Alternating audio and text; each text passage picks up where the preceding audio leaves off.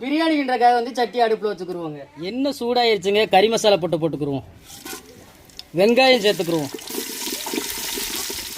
3 பச்சை மிளகாய் சேர்த்துக்குருவோம்.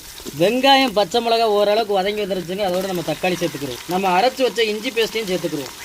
நம்மளுக்கு வெங்காயம் தக்காளி பச்சை மிளகாய் இஞ்சி பேஸ்ட் எல்லாமே ஓரளவுக்கு வதங்கி வந்துருச்சுங்க. பிரியாணி தேவையான பொடி சேர்த்துக்குருவோங்க. தயிர் சேர்த்துக்குருவோங்க. வத்தப்பொடி சேர்த்துக்குருவோங்க. கொஞ்சம் போல் பிரியாணி மசாலா சேர்த்துக்குருவோங்க. சொன்னாங்களே இந்த மசாலையோட நம்ம கழுவி வச்சுக்க கனவா நட்டை சேர்த்துக்குருவோங்க. தேவையான உப்பு சேர்த்துக்குருவோங்க. கொஞ்சம் மல்லி இலை சேர்த்துக்குருவோங்க. சொன்னாங்களே இந்த மசாலையோட நண்டு கனவாயை வந்து ஒரு 10 நிமிஷத்துக்கு மேலே நம்ம வேக விட்டாச்சு. இப்போ நம்ம அரிசியை சேர்த்துக்குருவோங்க. இப்போ நம்ம அளவு தண்ணி சேர்த்துக்குருவோங்க. சொன்னாங்களே நம்ம பிரியாணி வந்து தம்மு போடுற பதத்துக்கு வந்துருச்சுங்க. தம்மு போட்டுக்குருவோங்க.